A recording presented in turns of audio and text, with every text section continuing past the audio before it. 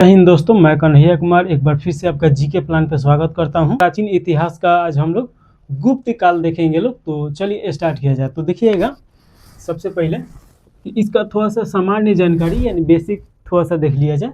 तो देखिए कि जो प्रारंभिक राज्य था गुप्तों का, वो उत्तर प्रदेश और बिहार में अवस्थित था। धीरे धीरे वो अपना विस्तार करता है लोग, क्षेत्र जीतता है लोग, लेकिन शुरुआती में देखिएगा कि उत्तर प्रदेश और बिहार में था। ये क्वेश्चन पूछा जा चुका है। उसके बाद देखिएगा कि वैश्य जाति का ये था लोग। तो ये किस जाति का था लोग? तो वैश्य जाति का। आप जिसे जानते हैं कि 4 वर्णों में बटा हुआ है, ब्राह्मण, क्षत्रिय, वैश्य और शूद्र। तो उसमें ये वैश्य था लोग। प्राचीन जो हम लोग इसके पहले वाला चैप्टर पढ़ रहे थे लोग, आपका ऋग्वेद, तो उसमें हम चारों वर्ण के बारे में अच्छी तरीके से बताए थे। तो देखिए कि आगे उदय इन लोगों का कहाँ होता है, कब होता है? तो तीसरी शताब्दी में इन लोगों का उदय होता है, तीसरी शताब्दी के अंत में। और देखिए कि प्रयाग की कौशाम्बी के आसपास में होता है। तो जो प्रयागराज है, आधुनिक में इलाहाबाद उसे बोला जाता था, फिर से प्रयागराज कर दिया गया है। तो उसके आसपास का जो क्षेत्र है, वहाँ पे इन लोगों का उदय का साक्ष्य मिलता है। तो ये तो हो गया थोड़ा सा इन लोगों का जानकारी। अब यहाँ पे देखेंगे कि जितने प्रमुख शासक इसमें हुए, तो वहाँ से क्वेश्चन बहुत ज़्यादा पूछता है। तो देखिए सबसे पहले श्रीगुप्त के बारे में थोड़ा सा देख लिया जाए। तो ये गुप्त वंश के संस्थापक कौन है? तो श्रीगुप्त हैं। तो ये संस्थापक हैं, तो ये याद रखेगा। और साथ में इनका उपाधि भी याद रखिएगा। उपाधि महाराज का दिया गया था, तो ये याद रखिएगा। और इनका उत्तराधिकारी देखिएगा कि घटोत्कच होता है, जो कि उतना फेमस आपका शासक नहीं होता है। तो एक बार क्वेश्चन आ चुका है कि इनका उत्तराधिकारी कौन हुआ? तो घटोत्कच हुआ। इसके बाद देखिएगा कि जो प्रमुख इसमें शासक आता है लोग, उसमें चंद्रगुप्त प्रथम, जो कि 319 से लेके 350 ईस्वी तक ये शासन करता है। इसका देखिएगा कि चंद्रगुप्त प्रथम को वास्तविक संस्थापक माना जाता है गुप्त वंश के।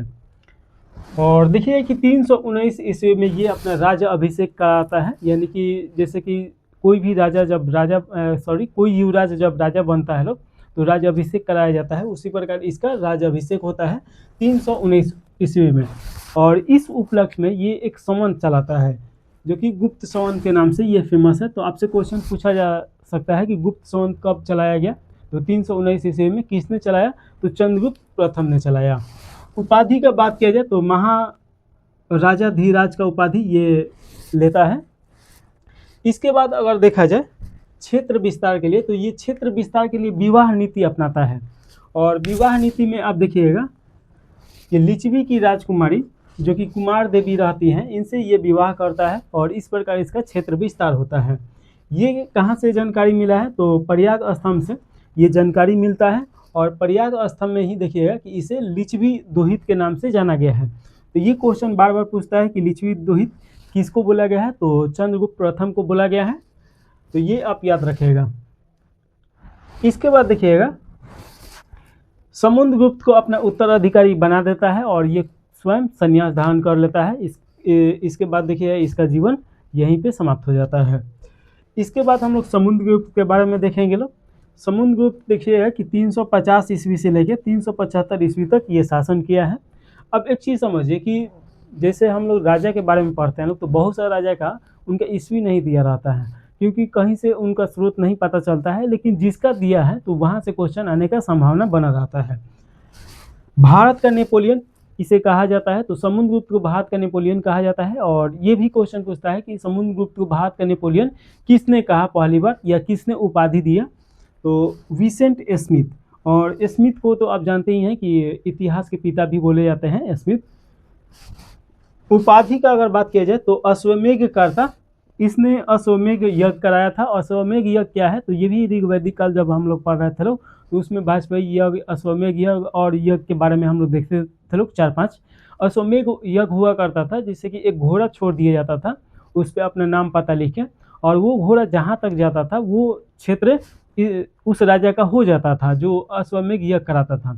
अगर बीच में कोई और राजा उसको पकड़ लिया तो उन दोनों के साथ युद्ध होता था। इस प्रकार देखिए कि ये एक क्षेत्र विस्तार करने का एक तरीका हुआ करता था।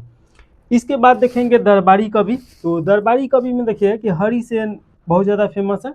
और हरिसेन के द्वारा प्रयाग स्तंभ में समुद्रगुप्त के विजय अभियानों का उल्लेख किया गया है। तो जो प्रयाग स्तंभ है उसमें हरि सिंह के द्वारा लिखाया गया है कि कितना वो विजय अभियान किए हैं, और माना जाता है कि एक भी ये किसी भी राजा से एक भी युद्ध नहीं हारे हैं।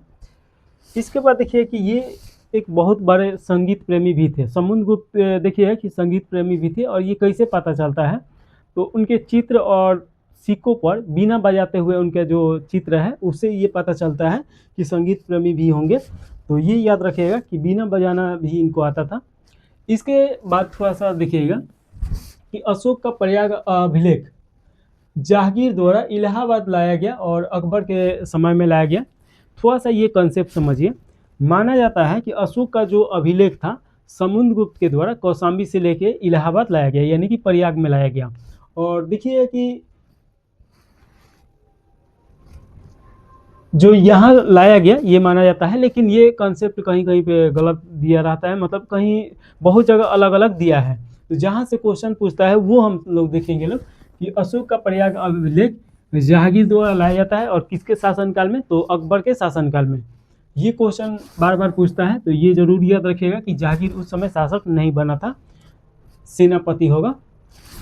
अगर संरक्षण का बात किया जाए, वो देखिएगा कि समुद्रगुप्त के द्वारा वसुबंधु जो बौद्ध भिक्षु थे इनको संरक्षण दिया गया था। तो ये क्वेश्चन आपका इम्पोर्टेंट है। इसके बाद जो शासक हुए तो चंद्रगुप्त द्वितीय या विक्रमादित्य इनका नाम फेमस है, जो कि 375 ईस्वी से लेकर 415 ईस्वी तक शासन करते हैं। देखिए कि समुद्रगुप्त के बाद रामगुप्त शासक बनता है, इनका बेटा। और देखिए कि रामगुप्त जब शासन बनता है उसी समय शक आक्रमण कर देता है लोग, और इसे पराजय झेलना पड़ता है। पराजय झेलने के साथ साथ जो संधि होता है, तो उस संधि में देखिएगा कि इसे अपनी पत्नी ध्रुव देवी को देना पड़ता है। तो ये जो था शर्मनाक था संधि। इसके बाद होता क्या है कि इसका जो छोटा भाई रहता है चंद्रगुप्त द्वितीय के नाम से फेमस है, ये छोटा भाई शासक बनता है और शकों को पराजय करता है और फिर अपने भाभी को लेके आता है। तो ये एक बदला का ये कहानी है, इस पर साउथ में पिक्चर बन चुका है। इसके बाद देखिएगा कि साक्ष्य कहाँ से ये मिलता है, तो देवी चंद्रगुप्तन जिनके लेखक हैं विशाखदत्त, तो वहाँ से इसका साक्ष्य मिलता है। इसके बाद देखिए कि महरौली आप जानते ही हैं कि दिल्ली में है, और यहाँ पे कुतुब मीनार के नज़दीक में ही देखिए कि 14 फीट का एक लोहे का स्तंभ है, और उस लोहे पे स्तंभ पे जो लिखवाया गया है, तो उससे ये पता चलता है कि वो चंद्र नाम के किसी शासक ने उस लोहे स्तंभ को वहाँ पे लगवाया था। और उस चंद्र जो शासक था ये पहचान किया गया है कि चंद्रगुप्त द्वितीय ही था।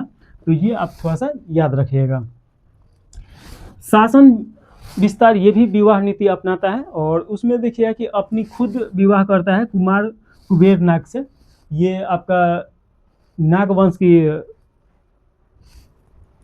राजकुमारी थी, तो उनसे विवाह करता है। तो देखिएगा उसके बाद देखिए कि अपनी पुत्री का विवाह रुद्रसेन द्वितीय से करता है, जो कि वाकाटक के राजा के पुत्र थे या राजा ही थे। उसके बाद देखिए पुत्री कुमारगुप्त के विवाह ये कदम्ब वंश के राजकुमारी से करता है, अपने पुत्र का विवाह। तो ये आपको याद रखना है, पुत्री का विवाह रुद्रसेन वाकाटक राजा, और पुत्र का विवाह जो कुमारगुप्त था ये कदम्ब की राजकुमारी से करता है। तो ये आपको याद रखना है। देखिए विवाह करने से तो एक क्षेत्र विस्तार होता ही था, साथ में एक सुरक्षा भी मिल जाता था। अब मान लीजिए कि कोई आपका रिश्तेदार बन गया, तो वहाँ से तो कोई अटैक करेगा नहीं, आक्रमण करेगा नहीं, और युद्ध के समय में सहायता ही मिलेगा। तो इस प्रकार देखिए कि वो शक्तिशाली होने के लिए राजा ऐसा करता था लोग, एक से ज़्यादा विवाह या बहुत विवाह करता था लोग। इसके बाद देखिए कि राजधानी थोड़ा सा गलत लिखा गया है, राजधानी। अगर राजधानी का बात किया जाए तो पहली राजधानी ये बनाता है पाटलिपुत्र को, और दूसरा राजधानी उज्जैन को बनाता है। तो ये याद रखेगा। और पाटलिपुत्र और उज्जैन दोनों शिक्षा का केंद्र हुआ करता था गुप्त काल के समय में। तो ये भी क्वेश्चन पूछता है। इसके बाद देखिए कि शक शासक रुद्रसेन तृतीय को हरा कर विक्रमादित्य की उपाधि धारण करता है। तो चंद्रगुप्त जो द्वितीय रहता है विक्रमादित्य का उपाधि क्यों धारण करता है, तो रुद्रसेन तृतीय को हराता है और वहाँ से ये धारण करता है। तो ये आप याद रखेगा विक्रमादित्य। चीनी यात्री फाहियान, जो कि बहुत फेमस क्वेश्चन है, ये बार बार पूछता है कि फाहियान किसके समय में आया था। तो ये आपका चंद्रगुप्त द्वितीय के समय में आया था, विक्रमादित्य के समय में आया था। और यहाँ पे 15 वर्षों तक रहता है और बौद्ध धर्म का अध्ययन करता है। 15 वर्षों तक कब से कब तक रहता है, तो 399 ईस्वी से लेके 400 आपका 14 वर्षों तक रहा है। तो ये 15 वर्षों तक यहाँ पे भारत में रहा था। इसके बाद अगर देखा जाए कि नौ रत्न का जो कंसेप्ट है, यहीं से अकबर ने भी लिया था। तो नौ रत्न, इसमें 9 प्रमुख व्यक्तियों का जो समूह हुआ करता था, उसी को नौ रत्न बोला जाता था। इसमें देखिए कि कालिदास के बारे में तो बहुत सारा कहानी आप सुने होंगे, बहुत विद्वान हुए और ये रचनाकार थे। धन्वंतरी उस समय के समझे कि वैज्ञानिक थे, जो कि आयुर्वेद पर या कहें कि चिकित्सा शास्त्र इनका अध्ययन था। उसके बाद छप्रनक और अमर सिंह ये प्रमुख सेनापति थे। शंकु, वेताल भट्ट, घटकर्षण और वरामिहिर, ये भी आपका देखिएगा कि ये भी चिकित्सक थे। उसके बाद वर रुचि, तो ये आपको 9 याद रखना है। कालिदास, धन्वंतरी, छप्रनक, अमर सिंह, शंकु, वेताल भट्ट, घटकर्षण और वरामिहिर और वरुचि। इसके बाद बात किया जाए उपाधि का, तो देखिएगा कि उपाधि ये धारण करते हैं शाकरी या शाकाहारी। इसका मतलब क्या होता है, शकों को हराने वाला या शकों को नाश करने वाला। तो शाकरी का ये उपाधि धारण करते हैं। फिर विक्रमांक और उसके बाद विक्रमादित्य, परम भागवत का उपाधि धारण करने का, यानी कि भागवत धर्म को ये मानते होंगे। उसके बाद देखिए कि देवीगुप्त, देवराज और देवी श्री इनका अन्य नाम है। तो ये थोड़ा सा आप याद रखिएगा। इसके बाद देखेंगे लोग चंद्रगुप्त द्वितीय का सचिव कौन थे, तो ये वीर सेन थे। और वीर सेन किस धर्म के मानते थे, तो ये शैव धर्म के अनुयायी थे। और सेनापति जो थे आम्रकादो, ये बौद्ध अनुयायी थे। इससे क्या पता चलता है कि इनके शासनकाल में सभी धर्मों के लिए एक समान नीति था। तो ये आपका पता चलता है। इसके बाद देखिएगा कि अगला शासक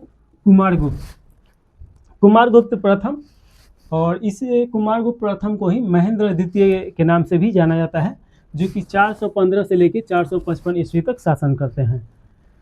इनके शासनकाल में सर्वाधिक अभिलेख प्राप्त हुआ है। तो अभी जो अभिलेख खोजा जाता है संस्कृत मंत्रालय के द्वारा, तो सबसे ज़्यादा अगर देखिएगा कि किसका अभिलेख प्राप्त हुआ है, तो कुमारगुप्त का। मत्सौर अभिलेख में देखिएगा कि वत्सराज जो ये रचित है, और मत्सौर अभिलेख में आपका सुव्यवस्थित शासन व्यवस्था के बारे में जानकारी मिलता है, उस पर लिखाया गया होगा। मुद्राओं पर देखिए कि गरुड़ की जगह मोर आ गया। तो इनके मुद्राओं पे गरुड़ हुआ करता था, और गरुड़ जो है ये विष्णु भगवान का प्रतीक है। तो ये गरुड़ की जगह पे मोर मिलता है इनके मुद्राओं पे। उपाधि का बात किया जाए तो महेंद्र द्वितीय, महेंद्र अश्वसेन, ये इनका उपाधि है। सबसे प्रमुख जो इसमें का क्वेश्चन है, ये बार बार पूछता है, नालंदा विश्वविद्यालय की स्थापना किसने कराया, तो कुमारगुप्त के द्वारा कराया गया।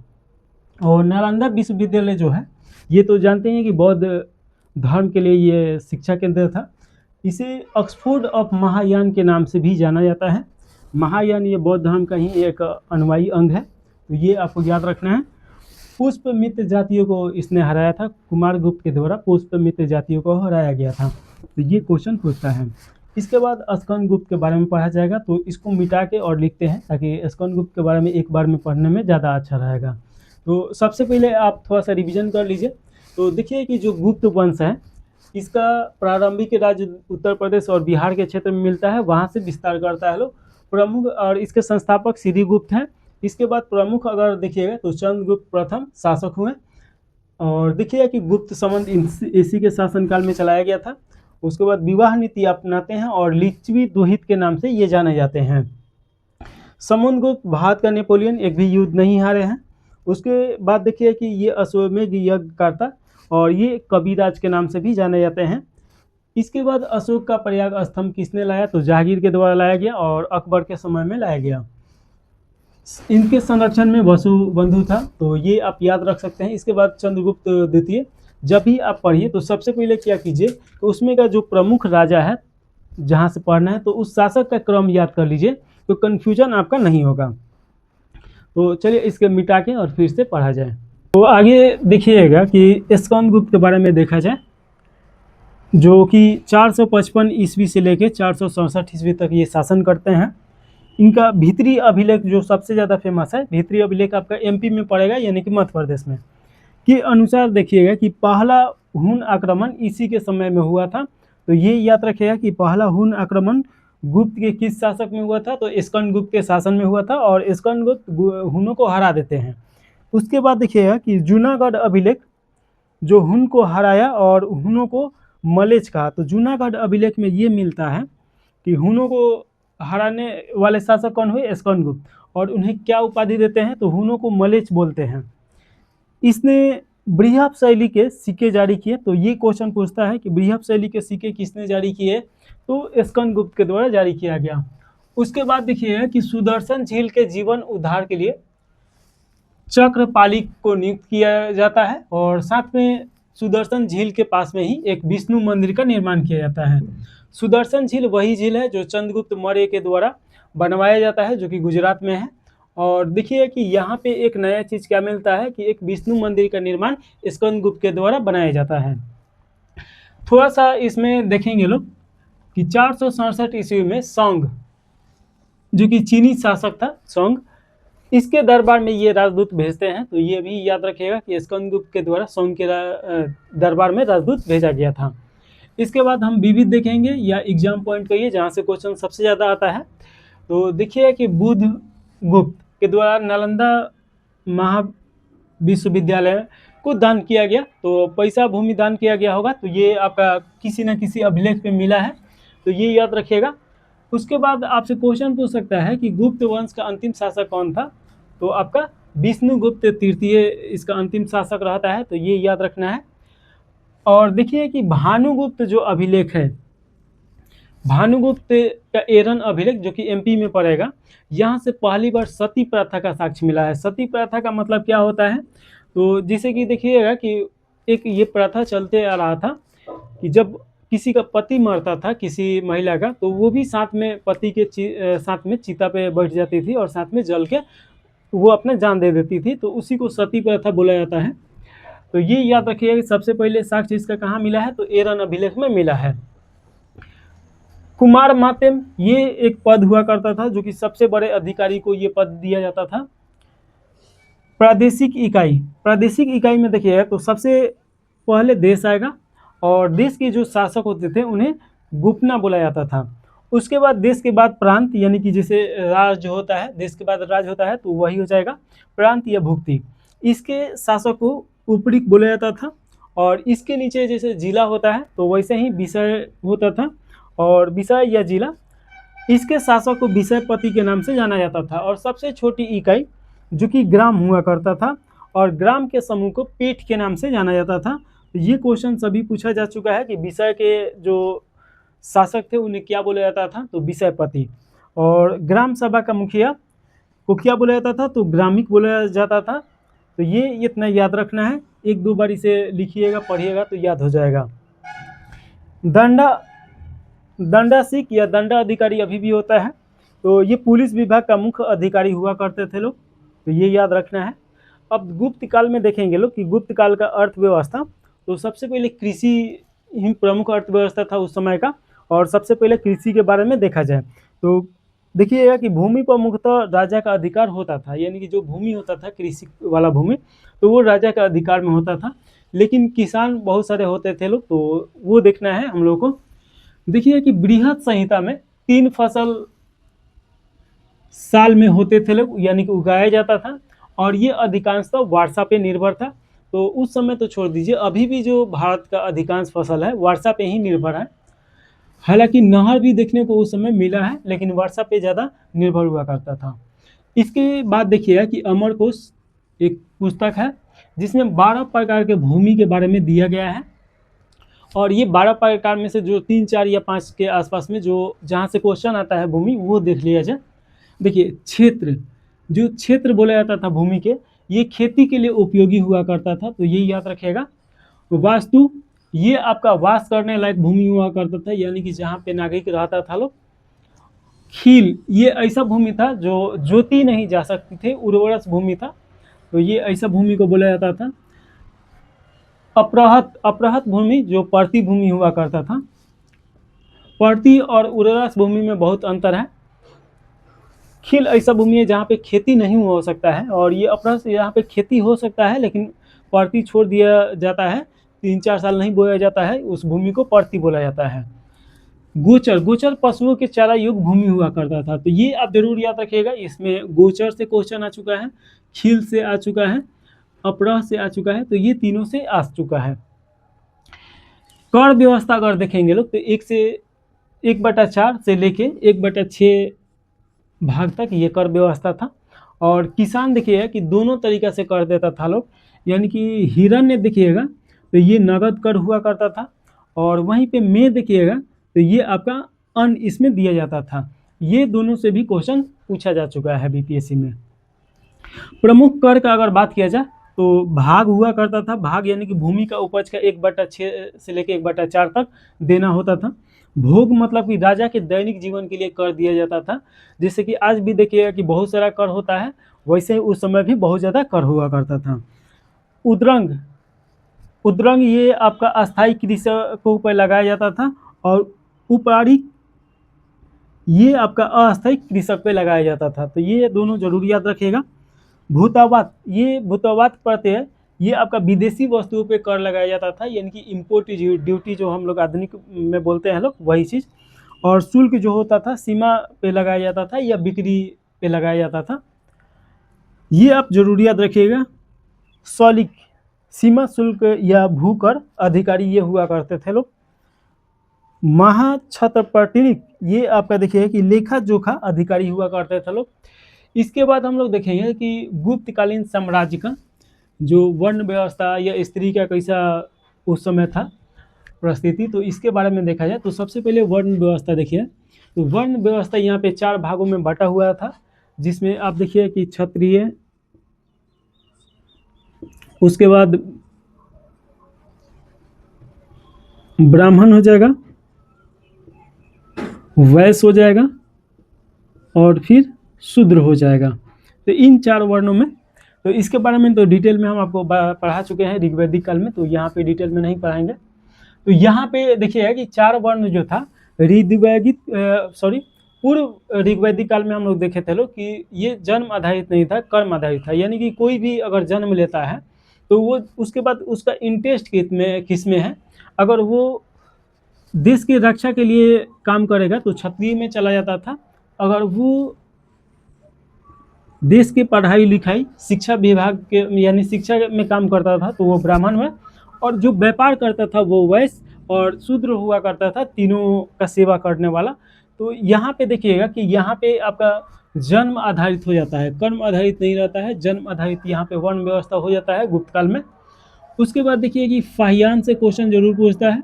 फाहियान यहाँ पे आया था, ये हम लोग देखे थे लोग कि 15 वर्षों तक रहा।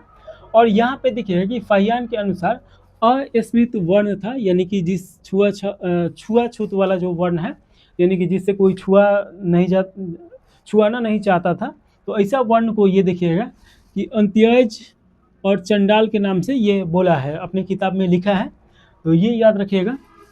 इसके बाद वेंसंग, ये शूद्रों को खेतिहर कहा है, यानी कि कृषक कहा है। तो ये तो अच्छा कंडीशन बताया है शूद्रों का, लेकिन यहाँ पे देखिएगा कि चंडाल और अत्यंज के नाम से फाहियान ने बताया है। यहाँ पे देखिए कि भूमि दान व्यवस्था के कारण कायतों का उत्पन्न होता है। भूमि दान देखिए कि सतवाहन स्टार्ट करता है लोग, लेकिन धीरे धीरे सतवाहन का ये तो सामंत था लोग ही जो गुप्त था लोग, तो यहाँ पे बढ़ते चला जाता है और एक नया वर्ण निकल के आता है जिसको कायथ के नाम से जाना जाता है। और प्रथम कायथों का अगर देखिएगा कि उल्लेख कहाँ मिलेगा तो याज्ञवल्क्य स्मृति में मिलता है, तो ये याद रखिएगा। तो थोड़ा सा इसमें और है, तो इसको मिटा के और उसको भी पढ़ा देते हैं इसी में। आगे देखिएगा स्त्रियों की स्थिति गुप्त काल में क्या था। पहले की अपेक्षा इसमें गिरावट आ गया, और इसका प्रमुख जो कारण रहता है उपनयन संस्कार का बंद हो जाना। यानी उपनयन संस्कार का मतलब क्या होगा कि जब यज्ञ होता था तो पति पत्नी दोनों बैठता था लोग, यानी पति के साथ में पत्नी भी बैठती थी, तो एक समाज में उनका वर्चस्व था और उससे प्रतिष्ठा बढ़ता था। तो ये बंद हो जाता है। उसके बाद देखिए कि अल्प आयु में विवाह होना स्टार्ट हो गया, यानी छोटे उम्र के लड़कियों का शादी होना स्टार्ट हो गया। तो ये भी गिरावट का एक कारण बनता है। साथ में पर्दा प्रथा जो है, स्त्रियों का घर का काम करना चाहिए, ये सब जो नियम है धीरे धीरे ये समाज में बढ़ते गया। उसके बाद देखिए कि सती प्रथा का यहाँ पे देखने को मिलता है, सती प्रथा, और सती प्रथा भी समाज में प्रचलित होने लगा। इससे भी स्त्रियों की स्थिति गिरावट आया, और देवदासी प्रथा का भी प्रचलन समाज में आने लगा, और इस प्रकार भी स्त्रियों का गिरावट आया। देवदासी प्रथा का मतलब क्या होता है कि देवों की दासी, यानी कि अपना पूरा जीवन देवों के लिए समर्पित कर देता था लोग, और मंदिर में रहता था लोग पूरा जीवन। तो इससे भी स्त्रियों की गिरावट आया। यहाँ पे देखिए कि स्त्रियों का शोषण होना भी स्टार्ट हो गया। इसके बाद देखिए कि वैश्यावृत्ति देखिए कि समाज में हमेशा रहा है, और जो वैश्यावृत्ति जो महिला करता था लोग उनको गणिका बोला जाता था, और वृद्ध महिला जो बूढ़ी हो जाती थी लोग उन्हें कुटनी के नाम से जाना जाता था। और गणिका अध्यक्ष का मतलब समझते होंगे, जो संचालन करता होगा। तो यहाँ पे ये चीज़ के कारण देखिएगा कि स्त्रियों की स्थिति में गिरावट आया। उसके बाद देखेंगे दास प्रथा। दास प्रथा यहाँ पे प्रचलित था समाज में। मनु स्मृति के अनुसार देखिएगा कि 7 प्रकार का दास था लोग, और नारद स्मृति के देखिएगा तो 15 प्रकार का दास था लोग। तो ये आपका प्रथा धीरे धीरे देखिएगा कि बहुत सारा कुरीति समाज में आ जाता है। धार्मिक स्थिति का अगर बात किया जाए तो राजधर्म देखिए कि वैष्णव धर्म ही राजधर्म था, यानी विष्णु भगवान की उपासना किया जाता था।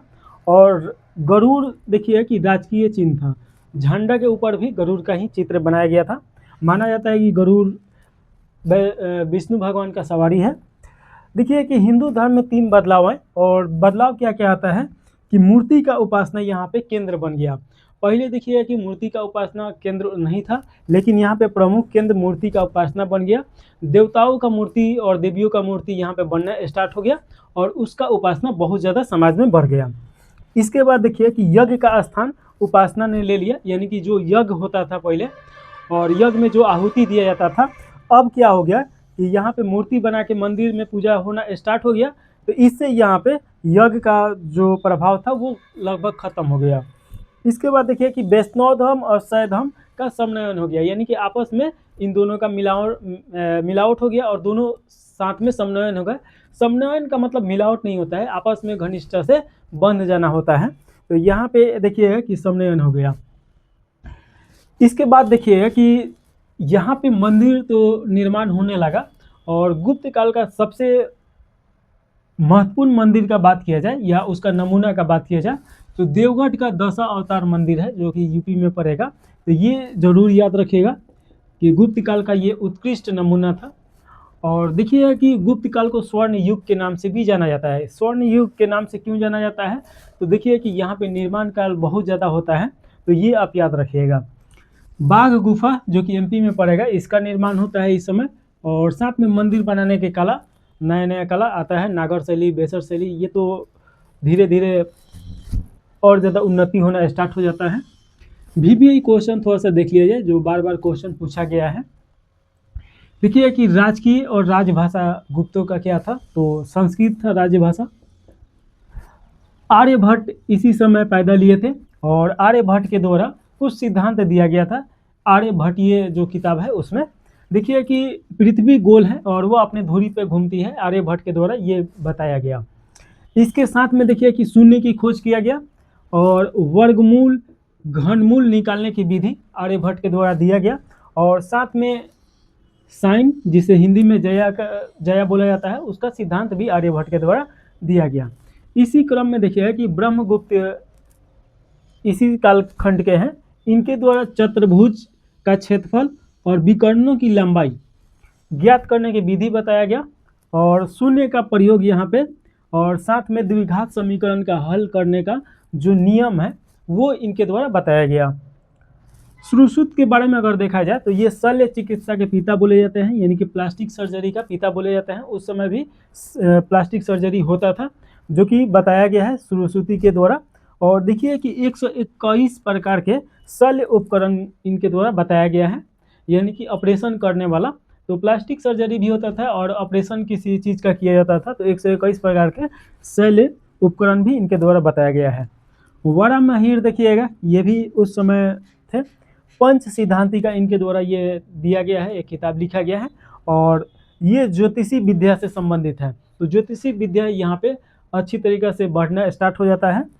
नागार्जुन के बारे में पहले भी पढ़े हैं। ये नागार्जुन के द्वारा शून्यवाद का सिद्धांत, और देखिए कि रसायन विज्ञान के ये पिता थे। और देखिए कि अष्टांग संग्रह आयुर्वेद से संबंधित ये ग्रंथ है, तो इनके द्वारा ये लिखा गया है। तो ये आपका गुप्त काल यहाँ पे समाप्त होता है। इसके बाद गुप्तोत्तर काल पढ़ा जाएगा। तो यहीं पे समाप्त कर दिया जाए। कोई भी आपका सलाह देना हो तो कमेंट जरूर कीजिए। जय हिंद, जय भारत।